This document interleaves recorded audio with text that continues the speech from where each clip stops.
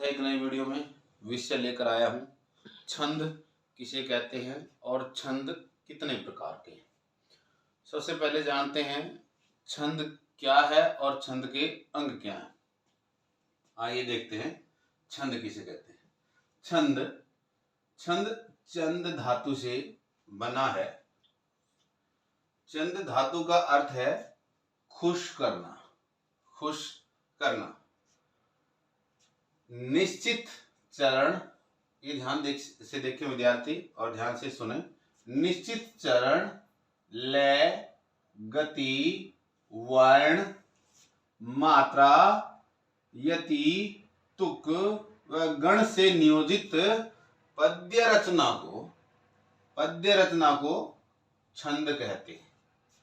अंग्रेजी में इसे मेटा या वर्से भी कहते हैं। अंग्रेजी में छंद को मेटा या वर्से भी कहते हैं। आइए एक बार फिर से कि छंद शब्द जो है चंद धातु से बना है, जिसका अर्थ है खुश करना। निश्चित चरण, लय, गति, वर्ण, मात्रा, यति, तुक व गण से नियोजित पद्य रचना को छंद कहते हैं। आइए छंद के विभिन्न अंगों के बारे में जानते हैं। विभिन्न अंग जो मैंने यहाँ पॉइंट करके लिखे हैं, ये हैं 7 अंग हैं। और ये उदाहरण के लिए, ताकि विद्यार्थियों को अच्छे से समझ में आ जाए कि छंद के विभिन्न अंगों को हम इस प्रकार समझे। उदाहरण लिया है कबीरदास जी का एक दोहा है, मेरा मुझ में कुछ नहीं, जो कुछ है सो तेरा, तेरा तुझको सौंपता क्या लगे है मेरा।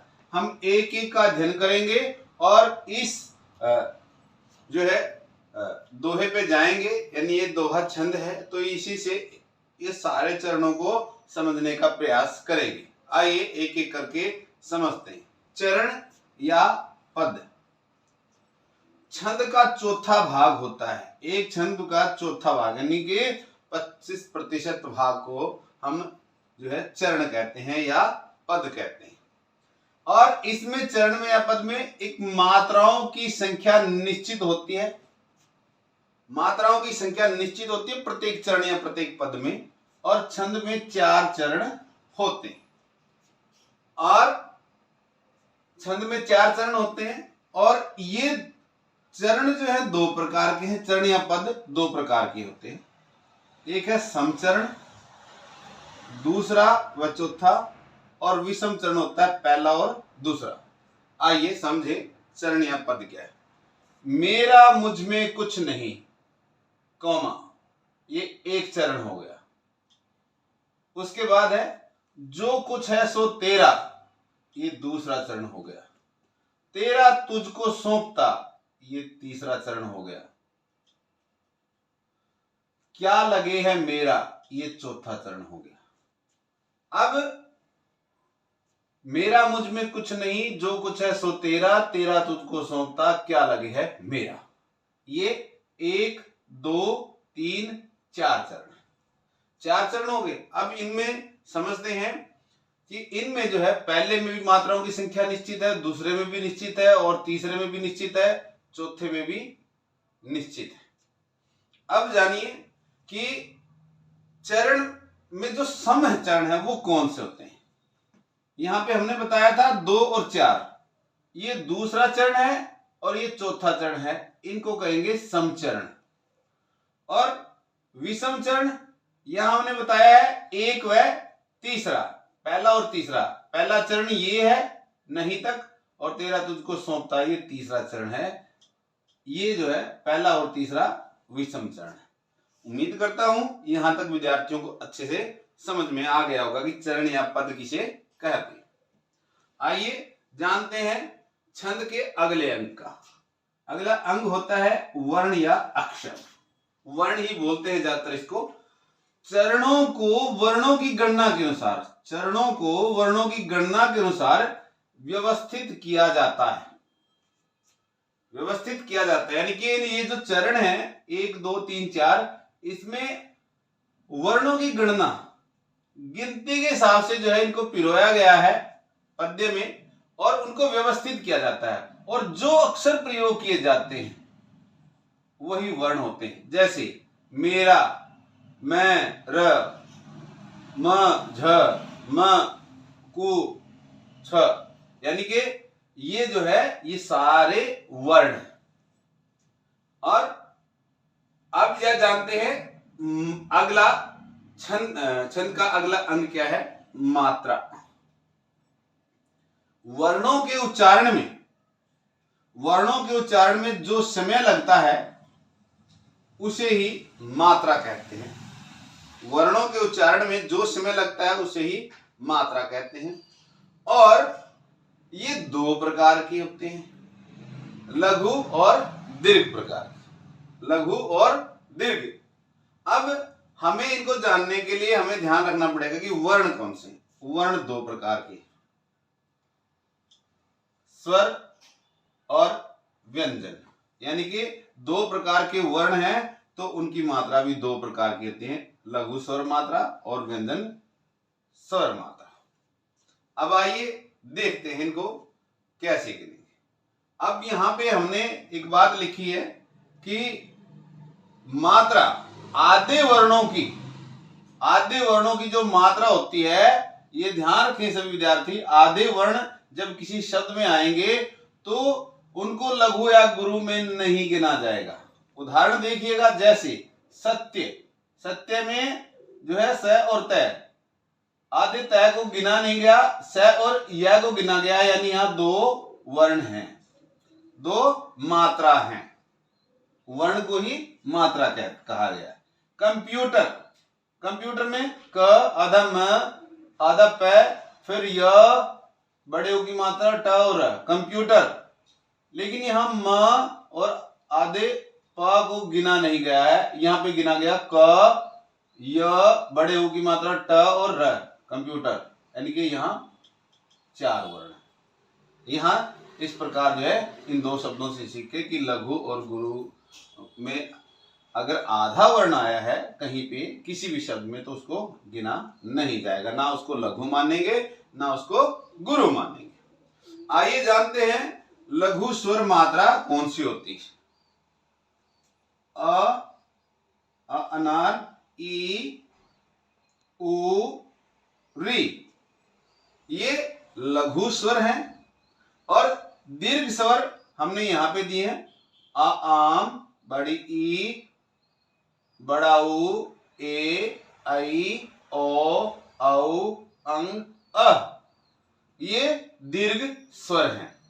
अब आइए जानते हैं लघु व्यंजन मात्राएं कौन सी हैं। लघु व्यंजन मात्राएं होती हैं जो 12 खड़ी आती थी प्रथम श्रेणी में पहली क्लास में, ये वही होता है। जैसे क, लघु व्यंजन की बात करें विद्यार्थी ध्यान रखें, क, की, कु, क्री, क। इसी प्रकार ख, खी, खू, क्री, ख, ये लघु व्यंजन मात्राएं। मतलब है कि जहां पर अ की मात्रा आ जाए जिस व्यंजन के साथ, और जिसके साथ ई की मात्रा आ जाए, छोटी की, बड़ी ई की मात्रा आ जाए, क्री की मात्रा आ जाए, अंग की मात्रा आ जाए, तो उन मात्राओं के हिसाब से आपको जो है लघु व्यंजन मात्रा को गिनना है। अब दीर्घ व्यंजन मात्रा, यहां पे जैसे स्वर थे दीर्घ स्वर मात्रा जिस व्यंजन पे आती है तो वो दीर्घ व्यंजन होता है। दीर्घ स्वर मात्रा जिस व्यंजन पे आती है तो वो दीर्घ व्यंजन होता है। जैसे का, की, बड़े ऊ की मात्रा कु, के, कई, को, कंग, क। हर वर्ग में हम इसको ऐसे ही ख, खी, खू, खे, खई, खो, खंग, ख। उच्चारण पे सभी विद्यार्थी ध्यान दें। इसी प्रकार के इसी नियम को अपनाते हुए गा, गी, गु, गे, गई, गो, गंग, घ, इसी नियम पर चलेंगे। सभी वर्णों का इस प्रकार अध्ययन करेंगे, सभी व्यंजनों का। दीर्घ व्यंजन मात्राएं। अब आइए जानते हैं जब छंद को पहचानेंगे और वहां लघु को किस तरीके से, किस संकेत से लिखेंगे और गुरु को किस संकेत से। लघु को जो है खड़ी पाई, जिसको हम पूर्ण विराम के तरीके से भी हम लिखते हैं, इस प्रकार उसकी गणना करेंगे और गुरु की गणना ऐस के तरीके से हम करेंगे। ये चिन्ह है, ये गुरु को इस प्रकार दर्शाया जाता है और लघु को इस प्रकार दर्शाया जाता है। आइए कुछ शब्दों के माध्यम से हम जानते हैं कि जब छंद के अंदर छंद को पहचानना हो तो हम दीर्घ और लघु को किस प्रकार समझेंगे, पहचान या गणना कैसे करेंगे। जैसे कल शब्द है, क और ल, यहाँ दो वर्ण है, दो मात्राएं। इसके बाद उसके बाद है कमल, कमल में यहां 3 मात्राएं हैं। उसके बाद है अचरज, यानी इसमें 4 वर्ण या 4 मात्राएं हैं। वर्णों के उच्चारण में जो समय लगता है वही मात्रा होती है और ये 2 प्रकार के हैं, लघु स्वर मात्रा, स्वर मात्रा और व्यंजन मात्रा। फिर इनको उसी हिसाब से जैसे वर्ण होते हैं लघु स्वर और लघु व्यंजन, इसी प्रकार जो है इन दोनों को हम जान पाएंगे। उम्मीद करता हूं इस पाठ को सभी विद्यार्थी, यानी मात्रा क्या है, लघु या दीर्घ क्या है और लघु को किस संकेत से दर्शाएंगे और गुरु को किस संकेत से दर्शाएंगे, और उसके बाद सभी विद्यार्थी यहाँ पे भी ध्यान देंगे कि आधे वर्णों को लघु या गुरु में नहीं गिना जा सकता, जैसे ये जो है शब्द मैंने चुने। अब आइए जानते हैं अगला अंग क्या है छंद का। उसके बाद है यति। यति होता है पद्य का अध्ययन करते समय, पद्य रचना का अध्ययन करते समय जो विश्राम लिया जाता है उसे ही यति कहते हैं। जैसे अब यहां पे पद में आइएगा, मेरा मुझ में कुछ नहीं, यहां कोमा आ गया, ये ध्यान दे सभी विद्यार्थी, यहां पे जूम करके देखेंगे। जो कुछ है सो तेरा, यहां पूर्ण विराम आ गया। इसके बाद है दूसरी पंक्ति में, तेरा तुझको सौंपता, सौंपता के बाद कोमा आ गया, जूम करके देखे ध्यान से। क्या लगे है मेरा, मेरा के बाद पूर्ण विराम आ गया, यहां पे भी ध्यान से देखें। यही इसी को जो है यति कहा जाता है। कोमा, पूर्ण विराम और प्रश्नवाचक चिन्ह से यति को दर्शाया जाता है। किसी भी पद्य रचना में जो भी कॉमा, पूर्ण विराम या प्रश्नवाचक चिन्ह जो आता है, या ये कहे कि जो विराम चिन्ह है किसी पद्य रचना में, वही उसके जो है यति कहलाती है। उम्मीद करता हूं विद्यार्थियों को यहां तक अच्छे से समझ में आ गया होगा। उसके बाद है गति। गति किसे कहते हैं? पद्य रचना में जो बहाव होता है, जो बह रही है, उसे ही गति कहते हैं। यानी ये बहाव बाधा रहित होता है, उसमें कोई रुकावट नहीं आनी चाहिए। शब्दों का उच्चारण जो है गति पूर्वक, बहाव पूर्वक, जिस प्रकार नदी का पानी बहता है उसी प्रकार जो है वो उसका अध्ययन करने में कोई असुविधा ना हो, किसी प्रकार की बाधा ना आए, उसी बहाव को जो है गति कहा जाता है। जैसे मेरा मुझ में कुछ नहीं, जो कुछ है सो तेरा, तेरा तुझको सौंपता, क्या लगे है मेरा, कहीं पे रुकावट नहीं हो रही। तो यहाँ पहले पद में, पहले चरण में, दूसरे चरण में, तीसरे चरण में और चौथे चरण में जो है कोई बाधा नजर नहीं आती। इसी को ही बाधा रहित जो पद्य रचना, जो पढ़ने में, अध्ययन करने में सुविधाजनक हो, उसको ही गति कहते हैं। आइए जानते हैं अगला अंग क्या होता है, वो है तुक। छंद का अगला अंग है तुक। समान उच्चारण वाले शब्दों को ही तुक कहा जाता है। समान उच्चारण वाले शब्दों को ही तुक कहते हैं। आइए जानते हैं जो कबीरदास जी का जो पद है हमने लिया है, वहां पे तुक क्या है। देखिए ध्यान से, मेरा मुझ में कुछ नहीं, जो कुछ है सो तेरा, ये शब्द आया है तेरा, और दूसरी पंक्ति में तेरा तुझको सौंपता क्या लगे है मेरा। ये तेरा मेरा यानी कि समान उच्चारण इनमें दिखाई दे रहा है। अध्ययन करने में जो है एक जैसी ध्वनियां अंत में आती हैं। जैसे तेरा शब्द में र, मेरा में र, तो यहां बोलने में सुविधा होती है। इसी को तुक कहेंगे। अब जानते हैं कि छंद का अगला अंग क्या है। वो होता है गण। तीन वर्णों के समूह को गण कहते हैं। तीन वर्णों के समूह को गण कहते हैं। इसी पद में फिर चलते हैं। जैसे सौंपता आया है, तुझको आया है, त झ क स प क, यानी कि एक ये जो है गण है, ये भी एक गण है। इनको हम गण कहेंगे, यानी तीन वर्णों के समूह को हम गण कहते हैं। और इनकी संख्या 8 होती है। इनकी संख्या 8 होती है। आइए आगे बढ़ते हैं, छंदों को आगे समझते हैं कि गण 8 प्रकार के होते हैं। गण 8 प्रकार के होते हैं किसी भी छंद में।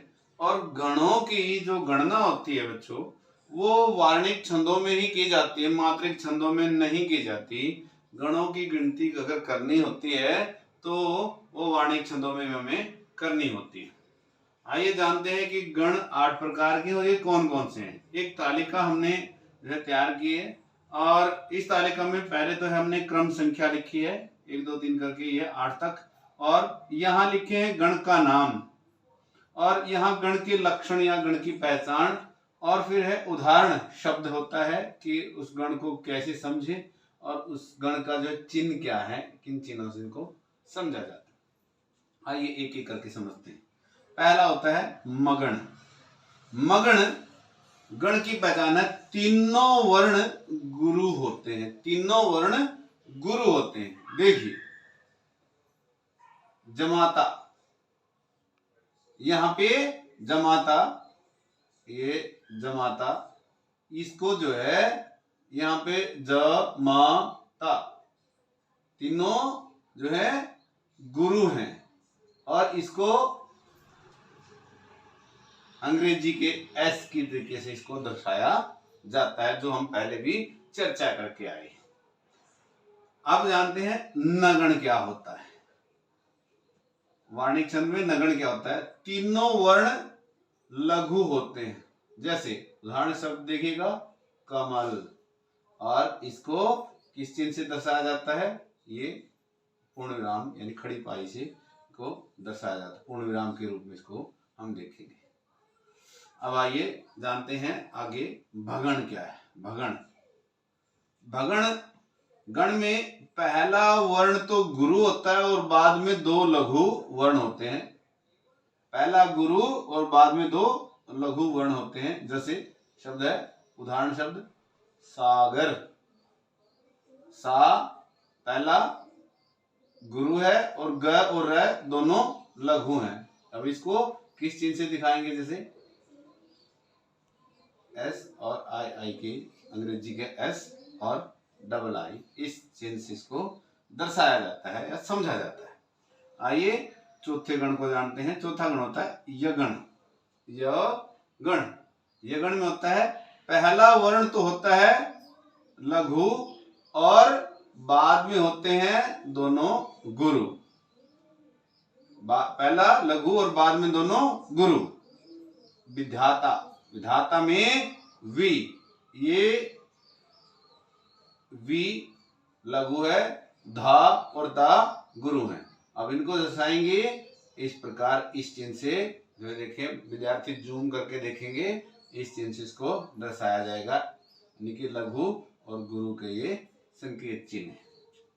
अब आइए जानते हैं 5वें गण के बारे में।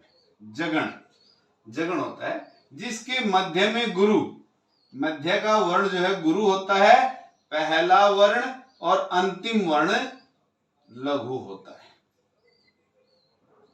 देखिए सम्मान, उदाहरण शब्द है सम्मान, समान,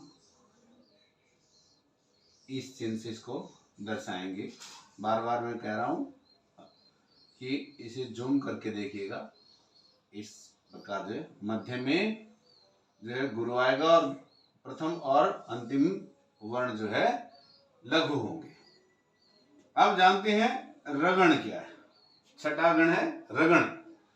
बार बार फिर मैं याद करवा रहा हूं बच्चों, गणों की गिनती हम सिर्फ और सिर्फ वार्णिक छंदों में करते हैं और पहले हम जान पाए हैं कि गणों में जो है लघु और गुरु है क्या है और उनके संकेत क्या है। आइए जानते हैं छठे गण के बारे में। रगण मध्य में लघु होता है और पहला और अंतिम वर्ण गुरु होता है, जैसे सामना। अब पहले दो मध्य में इसके क्या है, लघु है और प्रथम और अंतिम जो है गुरु है। मध्य में म लघु आ गया और प्रथम और द्वितीय जो है इस प्रकार हम दर्शाएंगे। अब जानते हैं सगण। एक बार फिर याद कर रहा हूं कि 3 वर्णों के समूह को ही गण कहा जाता है। हम बात करें हम गणों के प्रकार और अब जानते हैं गणों का 7वां प्रकार सगण। सगण वो गण होता है जिसमें पहले 2 वर्ण लघु होते हैं और अंतिम वर्ण गुरु होता है। उदाहरण शब्द है कमला। क और मा ये भी लघु है और मा भी लघु है और ला ये गुरु है और इसको दर्शाएंगे इस चिन्ह से, यानी कि लघु का चिन्ह है ये पूर्ण विराम की तरह और एस की तरीके से जो है अंग्रेजी के एस अक्षर की तरह जो है गुरु को दर्शाया जाता है। आइए जानते हैं 8वें गण के बारे में। तगण। तगण तगण वर्ण में तगण गण में होते हैं पहले 2 वर्ण तो होते हैं गुरु और अंतिम जो वर्ण होता है वो होता है लघु। लघु वर्ण होता है पहले 2। उदाहरण है साकार। उदाहरण शब्द है साकार। अब इसको इस चिन्ह से तो गुरु और अंतिम लघु इस प्रकार दर्शाया जाता है और इनको विद्यार्थियों को अच्छे से ही बार बार जब इनका अध्ययन करेंगे तभी ये याद हो जाएंगे। एक बार 2 बार पढ़ने से बहुत सारे विद्यार्थियों को याद नहीं होते, लेकिन बार बार जो है याद करने से अध्ययन करने से ये गण याद हो जाते हैं और हम विभिन्न वार्णिक छंदों को अच्छे प्रकार से जान पाते हैं। और इनको याद करने के लिए वही जो एक शिक्षा पद जो है पद है रसरी आवत जावत वाला जो पद है उसको जो है आप ध्यान में रखेंगे कि बार बार किसी चीज के ऊपर जो है अध्ययन किया जाए या बार बार वो प्रयास किया जाए तो वो कार्य अवश्य पूर्ण होता है। तो सभी विद्यार्थियों को ये गण भी आसानी से याद हो जाएंगे। उम्मीद करता हूं कि यहाँ तक की बातचीत सभी विद्यार्थियों को अच्छे से समझ में आई होगी।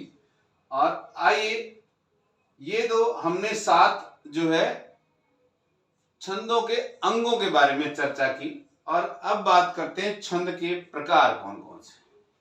छंद के प्रकार। छंद जो है विभिन्न भाषा शास्त्रियों ने या विभिन्न आचार्यों ने छंदों के 4 प्रकार बताए हैं और वो इस प्रकार है। सबसे पहले है मात्रिक छंद। जिन छंदों को या जिन छंदों में मात्राओं को आधार बनाकर गिना जाए, जिन छंदों में मात्राओं को आधार बनाकर गिना जाए या जिन छंदों की रचना मात्राओं के आधार पर की जाए उन्हें मात्रिक छंद कहते हैं। रिपीट कर रहा हूं, जिन छंदों की रचना मात्राओं के आधार पर की जाए या आधार पर गिना जाए उसे मात्रिक छंद कहते हैं। दूसरा होता है वार्णिक छंद। जिन छंदों की रचना वर्णों की गणना व क्रम के आधार पर हो उसे वार्णिक छंद कहते हैं। और वार्णिक छंदों में ही विभिन्न गणों की जो है गिनती की जाती है। गणों की भी गिनती होगी और वर्णों की भी गिनती होगी, ये ध्यान रहे। गणों की भी गिनती और वर्णों की भी गिनती होती है। उसके बाद है मुक्त छंद। तीसरा होता है मुक्त छंद, जिन छंदों में वर्ण या मात्राओं का बंधन नहीं होता। जिन छंदों में ना वर्ण का बंधन है ना मात्रा का बंधन है उसे मुक्त छंद कहते हैं। और मुक्त छंद में भाव और विषय महत्वपूर्ण होते हैं। यहाँ कलात्मकता पर जो है ध्यान नहीं जाता। भाव पक्ष जो है इस पर मुक्त छंद में भाव पक्ष पर अधिक ध्यान दिया जाता है, कला पक्ष पर नहीं। और मुक्त छंद आधुनिक काल की देन है कि मुक्त छंद किसने चलाया, इस पर भी बहुत सारे मतभेद हैं। कोई निराला को कहता, कोई अज्ञेय जी को, लेकिन आधुनिक काल में मुक्त छंद चल रहा है। और उसके बाद है उभय छंद। इसका प्रयोग जो है ना के बराबर है, लेकिन फिर भी अध्ययन में गिनती करते हैं बहुत सारे जो है भाषा शास्त्री और आचार्य। उभय छंद, जिन छंदों में वर्णों व मात्राओं की समानता एक साथ हो, वर्ण भी एक समान हो और मात्रा भी एक समान हो, उनको उभय छंद कहा जाता है। हम उभय छंद का अध्ययन सिर्फ हम प्रकार में तो करेंगे, लेकिन इसके जो है आगे इसका अध्ययन नहीं किया जाएगा। सिर्फ यहाँ तक उभय छंद को हम जाने कि जिन छंदों में वर्ण और मात्राओं की समानता एक साथ हो उसे उभय छंद कहा जाता है। लेकिन आगे जो है हम मात्रिक, वार्णिक और मुक्त छंद के बारे में ही जान पाएंगे। आइए जानते हैं विभिन्न मात्रिक छंदों के बारे में। मात्रिक छंद कौन कौन से होते हैं? सबसे पहले हम बात करते हैं दोहा छंद की। दोहा छंद, दोहा छंद में विषम चरणों में 13 मात्राएं और सम चरणों में 11 मात्राएं होती हैं।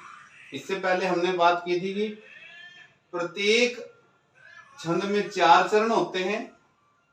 पहला और तीसरा विषम चरण होते हैं और दूसरा और चौथा सम चरण होते हैं। तो सबसे पहले हम दोहा छंद को ले रहे हैं। इसके विषम चरणों में 13 मात्राएं और सम चरणों में 11 मात्राएं होती हैं। एक उदाहरण से समझते हैं। मेरा मुझ में कुछ नहीं, जो कुछ है सो तेरा, तेरा तुझको सौंपता क्या लगे है मेरा। ये पहला चरण है, ये दूसरा चरण है, और ये तीसरा चरण है, और ये चौथा चरण है। यानी कि विषम चरणों में पहले में और तीसरे में यहाँ 13-13 मात्राएं हैं और दूसरे और चौथे में 11-11 मात्राएं हैं। एक बार गिन लेते हैं। जैसे मैं बता रहा हूं सभी विद्यार्थी उसी प्रकार से हर छंद का अध्ययन करेंगे। एक छंद को देख लेते हैं। मेरा, मेरा में गुरु है, फिर गुरु है, गुरु गुरु, यहां पे गुरु की जो है गिनी जाएंगी गुरु गुरु, ये लघु है, ये भी लघु है, ये गुरु है, ये लघु है, ये भी लघु है, एक लघु है, एक गुरु है। अब गिनेंगे इनकी 2 2 4 5 6 और फिर ये गुरु था 6 2 8 9 10 11 और गुरु की 13। यानी कि विषम चरणों में प्रथम चरण में 11 मात्राएं हैं और यहाँ पे भी 13 मात्राएं हैं और यहाँ पर भी 13 मात्राएं हैं। और जब हम इनको गिनेंगे तो यहाँ 11 होंगी। अब गिनते हैं दूसरे चरण की, यानी कि पहले की गिन ली हमने 13 मात्राएं और तीसरे में भी 13 होंगी और यहाँ पर 11 होंगी दूसरे में और चौथे में भी 11 मात्राएं होंगी। विषम चरण में 13 और सम चरणों में 11 मात्राएं होती हैं दोहा में। यहाँ गिनते हैं। जो, ये है गुरु, ये है लघु, ये भी लघु है, और ये गुरु है, ये भी गुरु है, ये भी गुरु है और ये भी गुरु है। अब ये गुरु की होती है 2, लघु की गिनी जाती है 1, 2 3 4 और 2 6 और 2 8, 8 और 4 8 और 4 3, ये गुरु है, ये लघु है, लघु। तो यहाँ पर जो है 11 मात्राएं हैं। 11 और 13 से जो है संगम बनता है कि ये जो है दोहा छंद है। आइए जानते हैं रोला छंद को। इसी प्रकार सभी छंदों की मात्राएं गिनी जाएंगी। अब पढ़ते हैं एक एक छंद को। इसके रोला छंद में है कि इसके प्रत्येक चरण में 11 व 13 के क्रम से 11 व 13 के क्रम से कुल 24 मात्राएं होती हैं। यहां पर सम विषम का जो है सम विषम नहीं देखा जाता रोला छंद में। इसमें सिर्फ पहले चरण में 11 होती है और दूसरे में जो है 13 होती है। फिर अगले चरण में 11 और फिर अगले चरण में 13 मात्राएं होती हैं। यहाँ पर पहला चरण यहाँ समाप्त हो रहा है, यहाँ 11 मात्राएं होंगी और यहाँ दूसरा चरण ये है, यहाँ 13 मात्राएं होंगी और ये कुल मिलाकर 24 मात्राएं हो जाएंगी। इसी प्रकार यहाँ पे 11 और यहाँ पे 13, ये भी 24 हो जाएंगे। ये जो है रोला छंद है। आइए बात करते हैं सोरठा छंद। सोरठा छंद यह है दोहा छंद का विपरीत छंद है। दोहे का उल्टा होता है। पहले और तीसरे चरण में 11 मात्राएं और दूसरे व चौथे चरण में 13 मात्राएं। यानी यहां पे क्या होगा, ये पहला और तीसरा यहां होंगी 11 मात्राएं और यहां पे भी 11 मात्राएं और यहां पे ये दूसरा है और ये चौथा है, यहां होंगी 14 मात्राएं और यहां पे भी होंगी 14 मात्राएं। तो हम इनका अध्ययन करेंगे तो ये जो है दोहा का उल्टा मिलेगा। यहां प्रत्येक चरण की मात्राएं हमें गिननी पड़ेगी। अब आइए जानते हैं चौपाई छंद क्या होता है। चौपाई छंद, इसके प्रत्येक चरण में 16 मात्राएं, प्रत्येक चरण में 16 मात्राएं होती है और चरण के अंत में या तो 2 लघु होंगे या 2 गुरु होंगे। यानी कि एक चरण के अंदर 16 मात्राएं होंगी और अंतिम जो शब्द होगा चरण का, वो वहां उस शब्द के अंदर या तो 2 लघु इकट्ठे होंगे या 2 गुरु इकट्ठे आ जाएंगे। देखिए, बधऊ गुरु पद पदम परागा, सुरुचि सुभाष सरस अनुरागा, अमीय मुरियम चरण चारु, समन सकल भय रुज परिवारु। अब यहां पर जब गिनते हैं तो ये कुल इस पूरे पद की, यानी कि एक चरण है, ये दूसरा चरण होगा, ये तीसरा चरण होगा और ये चौथा चरण होगा। यानी कि यहां से पहले चरण तक यहां कुल 16 मात्राएं आएंगी और अंत में 2 लघु या 2 गुरु होंगे। प्रस्तुत पद में 1 गुरु है, फिर ये फिर गुरु है, यानी कि यहां परागा में 2 गुरु हो गए, 2 गुरु हो गए और यहां पर भी 2 गुरु आ रहे हैं, यहां पर भी 2 गुरु आ रहे हैं और यहां पर भी 2 गुरु आ रहे हैं। इस प्रकार ये चौपाई छंद है। यानी कि पूरे जब इनकी मात्राओं की गणना करते हैं तो 16 होंगी और अगली पहचान इसकी है कि या तो 2 लघु होंगे अंतिम शब्द के या अंतिम शब्द के 2 गुरु होंगे। ये चौपाई छंद की पहचान है। आइए जानते हैं छपै छंद। छपै छंद में इसमें 6 चरण होते हैं, जबकि पहले बताया गया था कि प्रत्येक चरण में 4 चरण, प्रत्येक छंद में 4 चरण होते हैं, ये बताया गया था। लेकिन ये जो छपै छंद है ये 2 छंदों का मेल है, यानी कि इसके अंदर 2 छंद होते हैं। अब जानते हैं वो छंद कौन कौन से। इसके पहले छपै छंद में इसके पहले 2 छंदों का मेल है छपै छंद, और 2 छंद कौन से हैं, रोला और जो है उलाला, रोला व उलाला। पहले 4 चरण तो जो है रोला छंद के होते हैं, जो हमने पढ़ा था ये 24 मात्राओं वाला। 11 व 13 के क्रम से कुल 24 मात्राएं होती हैं, यानी कि पहले चरण में 11, दूसरे में 13 और पूरी गिनेंगे तो पूरी पंक्ति की 24 मात्राएं होती हैं। यानी कि छपै छंद में पहले 4 चरण तो 24 मात्राओं वाले होंगे और अंतिम 2 चरण जो होंगे वो होंगे उलाला छंद के। अब उलाला छंद होता है, अब यहां जान लेते हैं, थोड़ा सा पहले नीचे जाएंगे। उलाला छंद क्या था, इसके प्रत्येक चरण में 15 व 13 के क्रम से कुल 28 मात्राएं होती है। 15 व 13 के क्रम से 28 मात्राएं होती हैं। उदाहरण इसका दोनों का एक साथ हम देखेंगे। अब आइए देखते, पहले छपया छंद को जानते हैं। छपया छंद में कि पहले 2 चरण जो हैं रोला छंद के हैं और अंतिम पहले 4 चरण रोला छंद के हैं और उसके बाद 2 अंतिम चरण जो हैं उलाला छंद के हैं। एक उदाहरण देखते हैं। नीलांबर प्रधान हरि तट पर सुंदर है, सूर्य चंद्र युग मुकुट मेखला रत्नागर है। यानी कि यहाँ पर एक चरण ये यहां तक हो गया, ये 2 चरण हो गया। हरि पट सुंदर पर सुंदर है, ये दूसरा चरण। और यहाँ सूर्य चंद्र युग मुकुट मेखला रत्नागर है, यहाँ पे जो है तीसरा। और ये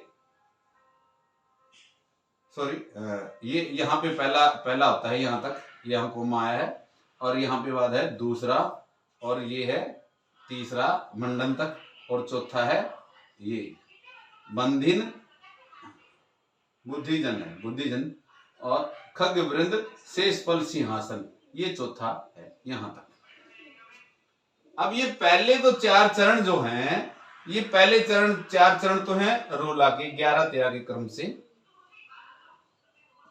और जो अंतिम चरण है इसका, अंतिम 2 चरण है जो 5वां और 6ठा चरण, वो होते हैं उलाला के। उलाला की भी हमने बात की थी। उलाला एक अलग से छंद है। इसके प्रत्येक चरण में 15 व 13 के क्रम से कुल 28 मात्राएं होती हैं। इसका एक उदाहरण है, देखिए ये जैसे यहाँ उदाहरण करके ये तीर का निशान ऐसे दिया हुआ है, यानी कि ये पूरी पंक्ति जो है उलाला छंद की। करते अभिषेक पयोध हैं बलिहारी इस वेश की, हे मातृभूमि तू सत्य ही सगुण मूर्ति सर्वेश की। तो यहाँ अगर हम गिनते हैं यहां से लेकर यहां तक, यहां 15 मात्राएं आपको मिल जाएंगे लघु गुरु को गिनेंगे तो। और यहां से हे मातृभूमि और यहां तक कुल जो है 13 मात्राएं होंगी। 15 और 13 के हिसाब से यहाँ कुल 28 मात्राएं आ जाएंगी। सभी विद्यार्थी ध्यान से समझेंगे, क्योंकि छंदों को समझना है तो एक एक चीज का ध्यान रखेंगे। और देखने में अगर आपको छोटा लग रहा है ये, तो आप जो है वीडियो को जूम करके देखिएगा। उसके बाद है उलाला छंद। उलाला छंद इसके ये अभी हमने बताया, उलाला छंद की प्रत्येक चरण में एक बार फिर रिपीट हो जाएगा कि प्रत्येक चरण में 15 व 13 के क्रम से 28 मात्राएं होती हैं। और इसका उदाहरण हम जान चुके हैं कि करते अभिषेक पियोद बलिहारी इस वेश की, हे मातृभूमि तू सत्य ही सगुण मूर्ति सर्वेश की। अब आइए जानते हैं गीतिका छंद। ये सभी हम पुनः सभी विद्यार्थियों को याद कराऊं, हम अध्ययन कर रहे हैं मात्रिक छंदों का। गीतिका छंद इसके प्रत्येक चरण में, गीतिका छंद के प्रत्येक चरण में 14 व 12 के क्रम से कुल 26 मात्राएं होती हैं। 14 व 12 के क्रम से कुल 26 मात्राएं होती हैं। आइए जानते हैं। हे प्रभु आनंद दाता ज्ञान हमको दीजिए, शीघ्र सारे दुर्गुणों को दूर हमसे कीजिए। शीघ्र सारे दुर्गुणों को दूर हमसे कीजिए। देखिए 14 और 12 के क्रम से कुल 28 मात्राएं इस 14 व 12 के क्रम से 14 और 12 26 मात्राएं होती हैं। ये गीतिका छंद का उदाहरण है। हे प्रभु आनंददाता ज्ञान हमको दीजिए, शीघ्र सारे दुर्गुणों को दूर हमसे कीजिए। आइए जानते हैं हरि गीतिका छंद। हरि गीतिका छंद की पहचान है, इसमें 16 व 12 के क्रम से 16 मात्रा व 12 के क्रम से कुल 28 मात्राएं होती हैं। और 16-12 के क्रम से कुल 28 मात्राएं और अंत में लघु व गुरु होता है, या तो एक लघु होता है या गुरु होता है। उदाहरण, मेरे इस जीवन की है तू सरस साधना कविता, मेरे इस जीवन की है तू सरस साधना कविता, मेरे तरु की तू कुसुमित प्रिय कल्पना लतिका।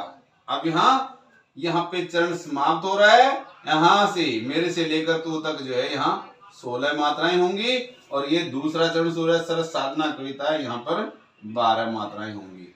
यानी 16 और 12 के क्रम से कुल जो है 28 मात्राएं यहाँ पर 26 लिख दिया, 28 मात्राएं होंगी। इस प्रकार हम आगे जानते हैं और छंदों के बारे में। ध्यान से सुनते रहिए और पढ़ते रहिए। आइए जानते हैं कुंडलियां छंद। हम पढ़ रहे थे मात्रिक छंद, कुंडलियां छंद। यह एक मात्रिक छंद है और कुंडलियां छंद में 6 चरण होते हैं। ये भी 2 छंदों का मेल होता है, इन 2 छंदों से मिलकर बना है। इसके पहले 2 चरण तो दोहा के होते हैं, पहले 2 चरण दोहा के, और अंतिम 4 चरण जो हैं वो उलाला छंद के होते हैं। इसमें कुल 24 मात्राएं होती हैं। या तो दोहे के हिसाब से 13-11 का संगम होगा, या उलाला का होगा 11-13 के हिसाब से, किसी भी प्रकार से हो तो 24 मात्राएं गिने जाएंगे इसमें। उदाहरण देखिए, कमरी थोरे दाम की बहुत आवे काम, खासा मलमल ताफता उनकर राखे मान, उनकर राखे मान बंद जह ओढ़े आवे, बगुचा बांधे मोट राती को झार बिछावे, कहे गिरधर कवि राय मिलत है थोरे दमरी, सब दिन राखे साथ बड़ी मर्यादा कमरी। तो यहाँ से लेकर पहला, यहाँ से लेकर यहाँ तक कुल 24 मात्राएं होंगी।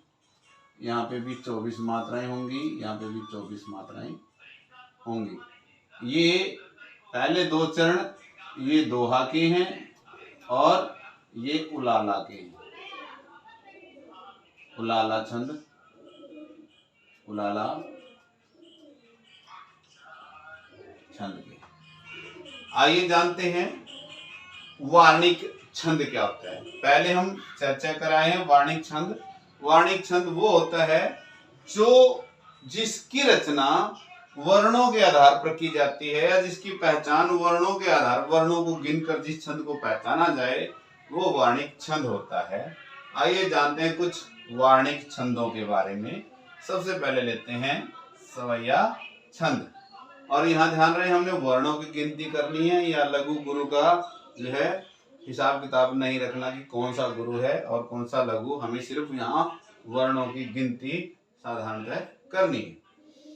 इसके हर चरण में 22 व 26 वर्ण होते हैं। पक्का जो है तय नहीं है कि पूर्णतः 22 होंगे, 23 होंगे, 24 होंगे या 25 होंगे, 26। वो 22 भी हो सकते हैं, वो 23 भी हो सकते हैं, 24 भी हो सकते हैं, 25 भी हो सकते हैं और 26 भी। इतने वर्ण होंगे, यानी 22 से 26 वर्ण। और इसमें एक से अधिक अलग अलग छंद हो सकते हैं, यानी कि एक से अधिक छंद समाहित होते हैं सवैया छंद में। इसी प्रकार जो है, जो लघु और गुरु का जो बंधन है, मात्राओं का बंधन है, वो भी मात्रिक छंदों में बिल्कुल पूर्णतः नहीं चलता है, क्योंकि छंदों की पहचान और छंदों का अध्ययन विभिन्न आचार्यों ने, विभिन्न काव्य शास्त्रियों ने, जब कवियों ने कोई रचना, अपनी पुस्तक या काव्य संग्रह लिख दिया, उसके बाद अध्ययन किया जाता है। कोई भी कवि छंद शास्त्र की पुस्तक पढ़ के या उसका ज्ञाता बन के छंद शास्त्र का तब काव्य रचना नहीं करता। ये सारे छंद जो है अध्ययन की सुविधा के लिहाज से हैं। तो किसी भी छंद में मात्रा हो या वर्ण हो, ये पूर्णतः हम ये मान के नहीं चल सकते कि मात्राएं जो है, जो क्रम या गणना जो बताई गई है विभिन्न छंदों में, चाहे मात्रिक छंदों में मात्राओं की हो, वार्णिक छंदों में वर्णों की गिनती हो, तो वो पूर्णतः जो मापदंड बताएं उसके हिसाब से नहीं होती। कई बार जो है एक कम ज्यादा हो सकता है, लेकिन ये सिर्फ अध्ययन की सुविधा होती है। अब यहाँ पर भी सवैया छंद में 22 से 26 वर्ण होते हैं, यानी कि या तो 22 हो सकते हैं या 26, या बीच में 23, 24, 25 भी हो सकते हैं। ये हमें ध्यान रखना होता है। इसमें एक से अधिक छंद होते हैं। ये जो है रसखान का एक पद है, मानुष हो तो वही रसखान, बसो ब्रज गोकुल गांव के गवारन, जो पशु हो तो कहा बस मेरो, चरो नित नंद की धेनु मंझारन, पाहन हो तो वही गिरी, जो धर्यो कर छत्र पुरंदर कारण, जो खग हो तो बसेरो करो, मिली कालिंदी कुल कदम की डारन। तो यहाँ पर जो है ये 4 चरण हैं, 1 2 3 4। तो यहां से लेकर यहां तक 22 से 26 मात्राएं होंगी। किसी में वो 23 भी हो सकती है, किसी में 24 भी हो सकती है, किसी में 25 भी हो सकती है, लेकिन कुल मिला के 22 से 26 के मध्य ही ये रहेंगी। तो ये सवैया छंद होता है। इसमें एक से अधिक यानी अलग अलग प्रकार के छंद भी इसमें समाहित हो जाते हैं। आइए जानते हैं अगले वार्णिक छंद के बारे में। कवित छंद। कवित छंद, इसके कवित छंद में इसमें प्रत्येक चरण में 31 से 33 वर्ण होते हैं। 31 से 33 वर्ण होते हैं और 16वें वर्ण व 17वें वर्ण पर 16वें 17वें वर्ण के बाद विश्राम आता है, यानी कि कोमा आ जाता है, विश्राम लिया जाता है। तो ये कवित छंद होता है जिसमें 31 से 33 वर्ण होते हैं, 16वें या 17वें के बाद विश्राम लिया जाता है। आइए जानते हैं इसको और किन नामों से पुकारते हैं। कवित छंद को मनहरण, मनहर या घनाक्षरी छंद भी कहते हैं। उदाहरण देखते हैं। नाव अरि लाभ नहीं, लाभ अरि लाभ नहीं, उत्तर कदाव नहीं, एक बुद्धि आव नहीं सागर अपार में। अब यहां देखिए 16वें और 17वें के बाद आपको विश्राम मिल जाता है यहाँ पे और यहां से लेकर यहां तक ये एक चरण है, ये 2 चरण है। एक यानी यहां से लेकर नाव से लेकर अपार में तक 31 या 33 वर्ण होंगे। तो इसमें यहाँ 31 वर्ण है। अगर गिन के देखेंगे तो ये 31 वर्ण हमें मिलेंगे। पुनः सभी विद्यार्थियों को याद करा रहा हूं, यहाँ पे हमें लघु गुरु का बंधन नहीं रखना है। यहाँ सिर्फ हमें वर्णों की गिनती करनी है, मात्राओं की गिनती नहीं करनी। उसके बाद अगला द्रुत विलंबित छंद। द्रुत विलंबित छंद यह भी एक वार्णिक छंद है। द्रुत विलंबित छंद के प्रत्येक चरण में 12 वर्ण होते हैं और 12 वर्णों में एक नगण हो सकता है, 2 भगण हो सकते हैं और एक सगण हो सकता है। एक नगण, 2 भगण, एक सगण। लेकिन पूर्णतः पहचान यही रहेगी कि इसके प्रत्येक चरण में 12 वर्ण रहेंगे। इनमें से हो भी सकते हैं, नहीं भी हो सकते। आइए देखें। दिवस का अवसान समीप था, मगर था कुछ लोहित हो चला, तरु शिखर पर थी अब राजती, कमलिनी कुछ बल्लभ सी की प्रभा। अब यहाँ जब हम गिनेंगे दिवस का अवसान समीप, यहाँ तक कुल 12 वर्ण मिलेंगे। यहाँ पर भी 12 वर्ण मिलेंगे, यहाँ पर भी 12 वर्ण मिलेंगे और यहाँ पर भी 12 वर्ण। और इनमें जो यहाँ था ये नगण भगण सगण ये हो सकते हैं। यहाँ पे देखिए 1 2 3 4 ये गण मिल जाएंगे। यानी 3 वर्णों के मेल को ही गण कहा गया था। आइए अध्ययन को जारी रखते हैं।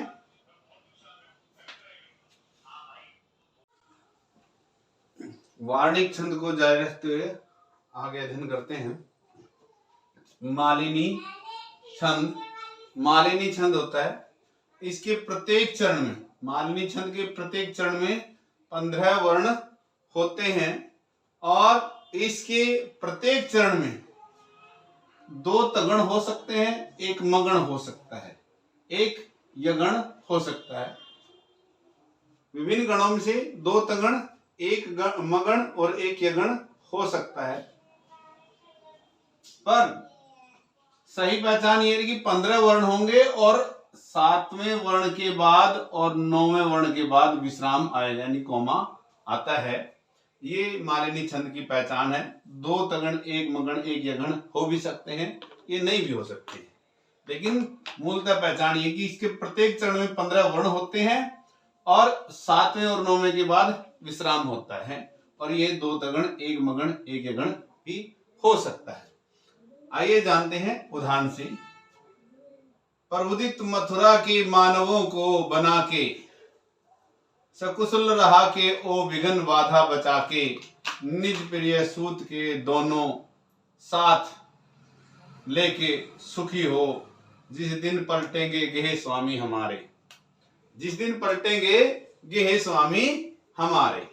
यहाँ पर देखिए कि 7वें के बाद या 9वें के बाद यहाँ विराम आ रहा है, और अब यहाँ से यहाँ तक गिनेंगे तो 15, हर चरण में 15 मिलेंगे, 15 वर्ण मिलेंगे। ध्यान रखिए हम वार्णिक छंद पढ़ रहे हैं, और वार्णिक छंदों में जो है मात्राओं को नहीं गिना जाता, सिर्फ जो है वर्णों को गिना जाता है।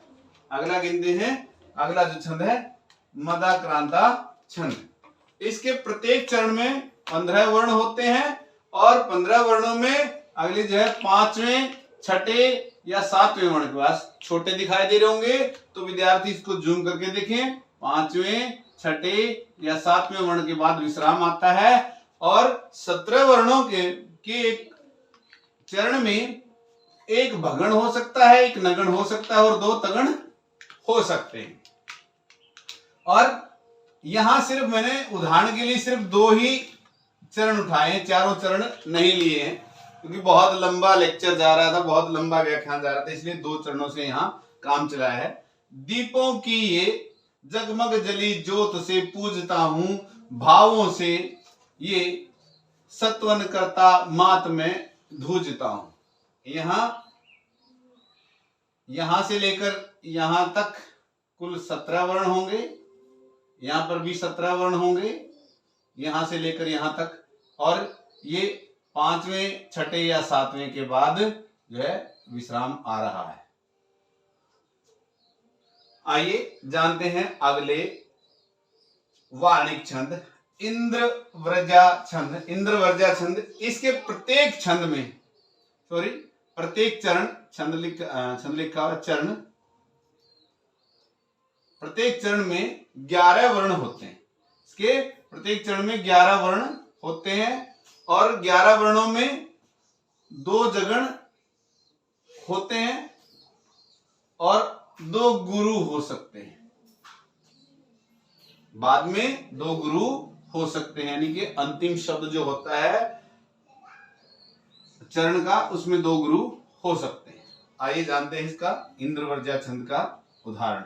यहां पर भी मैं उदाहरण के भी लंबा व्याख्यान ना जाए, सिर्फ 2 ही चरणों को रखा है।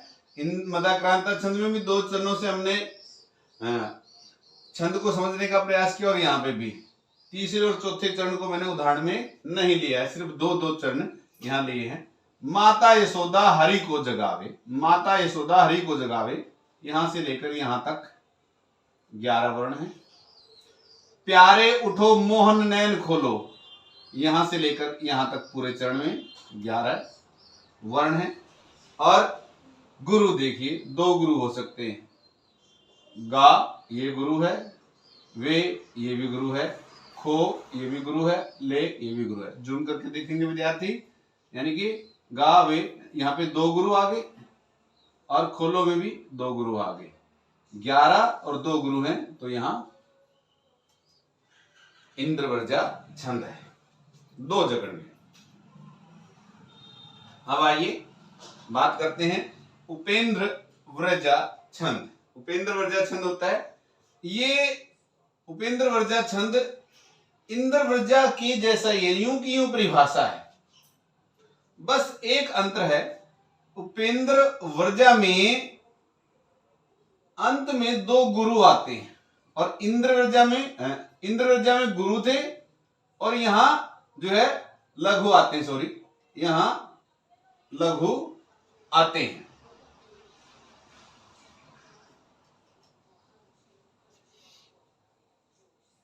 यहां लघु आते हैं, और ये इंद्रवर्जा का जैसा ही छंद है। अब उसके बाद बात करते हैं भुजंगी छंद की। भुजंगी छंद, इसके प्रत्येक चरण में 11 वर्ण होते हैं, जिसमें 3 सगण, प्रत्येक चरण में 11 वर्ण, और इसके अंत में 3 सगण, 1 लघु व 1 गुरु स्वर। यहां ध्यान रखना है, गुरु स्वर होता है इसमें। उदाहरण देखते हैं, यहां पर भी 2 ही जो है चरण उठाए हैं। उदाहरण के लिए, शशि से सखियां विनती करती, टूक मंगल हो विनती करती। यहां पे जो है यहां से लेकर यहां तक 11 मात्राएं हैं, और यहां से लेकर यहां तक 11 मात्राएं। अब देखिए, यहां पर हमें ध्यान रखना है कि 11 मात्राएं भुजंगी चरण में है, 11 मात्राएं उपेंद्रवर्जा छंद में, और 11 ही इंद्रवर्जा में। लेकिन अंतर आता है कि जो भुजंगी छंद है, भुजंगी छंद में लघु और गुरु का संगम होता है अंत में। ये इसलिए अलग है, यहां 2 लघु होते हैं उपेंद्रवर्जा में, और इंद्रवर्जा में 2 गुरु होते हैं। ये बारीकी से सभी विद्यार्थी ध्यान देंगे। पुनः इसको एक बार ध्यान में, दृष्टि में लेकर आते हैं। इंद्रवर्जा में अंत में 2 गुरु हैं, और उपेंद्रवर्जा में अंत में 2 लघु हैं, और भुजंगी में 1 गुरु और 1 लघु, यानी पहले लघु होगा और बाद में गुरु होगा, पहले लघु और बाद में गुरु होगा। वर्ण वही 11 के 11 रहेंगे। ये बिल्कुल बारीक सी जानकारी है। हाँ, एक बात और है, इंद्रवर्जा में 2 जगण होते हैं, लेकिन भुजंगी में 3 सगण हो सकते हैं। ये भी अंतर है। यहां इंद्रवर्जा और उपेंद्रवर्जा में जगण है, और भुजंगी में शगण होता है। और ये गणों की गिनती वही विद्यार्थी कर सकता है जिन्होंने गणों की तालिका को अच्छे से याद किया है या उस पर अध्ययन किया है, जो हमने जो है पहले हम चर्चा करके आए। आइए, उसके बाद है वियोगिनी छंद। वियोगिनी छंद, इसके जो है जैसे हमने मात्रिक छंद पढ़े थे सम विषम चरण में, वो ध्यान रखना है। इसके दूसरे, यानी कि दूसरे चरण में, चौथे चरण में 11 वर्ण होते हैं, मात्राएं नहीं है यहाँ पे, यहाँ वर्णों की गिनती है। दूसरे चौथे चरण में 11 वर्ण है, पहले और तीसरे यानी कि विषम चरण में 10 वर्ण होते हैं। समचरणों में, समचरण कौन से हैं? दूसरा और चौथा, इसमें 11 वर्ण होते हैं। मैं पुनः याद कर रहा हूं विद्यार्थियों को, यहां हम मात्राओं की गिनती नहीं कर रहे क्योंकि ये वार्णिक छंद है, यहां हमें वर्णों की गिनती करनी है। इसके दूसरे चौथे चरण में 11 और दूसरा चौथा समचरण होता है, और विषम चरण यानी कि पहला और तीसरे में 10 वर्ण होते हैं। उदाहरण देखिए, विधि ना कृपा प्रबोधिता सहसा माननी सुख से सदा, यानी कि ये पहला चरण है, ये दूसरा चरण है, ये तीसरा चरण है, और ये करुणा की मदमय साधना ये चौथा चरण है। ये दूसरे और चौथे में यहां होंगी, इसमें भी 11 मात्राएं और इसमें भी 11 वर्ण, 11 वर्ण होंगे। और ये है पहला और ये तीसरा, इसमें भी 10 और इसमें भी 10 वर्ण होंगे, ये हमें ध्यान रखना है। और कोई भी, मैं पुनः से सभी विद्यार्थियों को ध्यान करा रहा हूं कि कोई पक्का नियम नहीं है, ये छंद सिर्फ और सिर्फ अध्ययन की सुविधा के लिहाज से होते हैं। विभिन्न जो काव्य शास्त्री हुए हैं या आचार्य हुए हैं, भाषा वैज्ञानिक हुए हैं, उन्होंने ये जो है अध्ययन किया है। क्योंकि कोई भी कवि, पुनः वही बात कि कोई भी कवि छंद शास्त्र का ज्ञाता होकर नहीं बैठता है, वो अपने भाव, जो उसके हृदय में जो भाव आते हैं, वो अपने भावों की अभिव्यक्ति कविताओं में करता है, ना कि छंद शास्त्र की अभिव्यक्ति कोई कवि करता है। आइए एक और, शिखरिणी छंद। शिखरिणी छंद, इसके जो है 17 वर्ण होते हैं और इसके प्रत्येक चरण में यगण, मगण, नगण, सगण, भगण, लघु स्वर या गुरु स्वर होते हैं। लघु और गुरु का संगम इसमें भी आता है। कुल 17 वर्ण होते हैं। इस प्रकार जो है हम छंदों का अध्ययन, विशेषकर जो वार्णिक छंद है, उनकी गिनती तो बहुत सारे विद्वानों ने बहुत अधिक मात्रा में जो है कर दी है। लेकिन फिर भी मैं कुछ विद्यार्थियों को जो है ध्यान में रखते हुए कुछ छंदों की चर्चा यहाँ पर कर देना चाहूंगा कि इतने अनगिनत छंद हैं जिसका अध्ययन करना संभव नहीं हो पाएगा। क्योंकि अगर हम इन्हीं छंदों की गिनती करते रहे तो गिनती करना आसान नहीं होगा। देखिए और कुछ छंद जिनके सिर्फ मैं नाम गिनवा रहा हूं। मधुमालती छंद है, इसमें 14 मात्राएं होती हैं। विजात छंद, इसमें भी 14 मात्राएं होती हैं। मनोरम छंद, इसमें भी 14 मात्राएं होती हैं। लेकिन यहां जो है अलग अलग जगह पे 14 मात्राओं वाले ये तीनों छंद, मधुमालती, विजात और मनोरम, यहां पे देखना है कि इसके जो है लघु और गुरु का संबंध और विराम। मधुमालती छंद में तो 5वें वर्ण के बाद विश्राम आ सकता है या 12वें के बाद, ये अंतर है। मधुमालती छंद में 5वें या 12वें के बाद विश्राम आता है। निजात में यानी कि 8वें के बाद आता है और मनोरम में 10वें के बाद विश्राम आता है। और ये अनगिनत छंद हैं जिनके बारे में जो है अध्ययन किया जा सकता है। लेकिन ये व्याख्यान जो है, जो मूलतः जो प्रसिद्ध छंद ज्यादातर अध्ययन में आते हैं, उन छंदों का ही विवरण जो है इस व्याख्यान में किया गया है, विभिन्न मात्रिक और वार्णिक छंदों के। उसके बाद तीसरा छंद जो है हमने चर्चा की थी, वो था मुक्त छंद। मुक्त छंद में कहीं मात्रा या वर्ण का कोई बंधन नहीं होता और ये आधुनिक काल की देन है। आधुनिक काल में निराला और अज्ञेय जी ने इसकी शुरुआत की थी। ये भी अध्ययन का विषय है कि कौन से कवि ने सबसे पहले इसकी शुरुआत की। अलग अलग विद्वानों के अलग अलग मत हैं मुक्त छंद की शुरुआत को लेकर या उसके पहले कवि को लेकर। लेकिन मुक्त छंद में ना चरणों का, ना वर्णों का, ना मात्राओं का कोई बंधन नहीं है, ना ही विश्राम है, ना ही यति गति है। सिर्फ मुक्त छंद में भाव और विषय वस्तु पर ही कवि जोर रखता है, यानी कि भावों को सहज रूप से विभिन्न शब्दों के माध्यम से अभिव्यक्त करता है। ये मुक्त छंद है। और उभय छंद जो है, जिसका हम इस व्याख्यान में चर्चा नहीं कर रहे हैं, ये हमने प्रारंभ में ही व्याख्यान के बता दिया था। ये 3 छंद इस प्रकार जो हम इस व्याख्यान से विभिन्न छंद, छंद के अंग, छंद की परिभाषा, छंद के अंग, छंद के प्रकार और छंद के प्रकारों में मात्रिक छंद, वार्णिक छंद और मुक्त छंद। मुक्त छंद को लिखित रूप में नहीं बताया है, मौखिक रूप में इसका बताया है कि मुक्त छंद होता क्या है। उम्मीद करता हूं विभिन्न छंदों के बारे में इस व्याख्यान से जो है विद्यार्थी अच्छे से जान पाएंगे। धन्यवाद।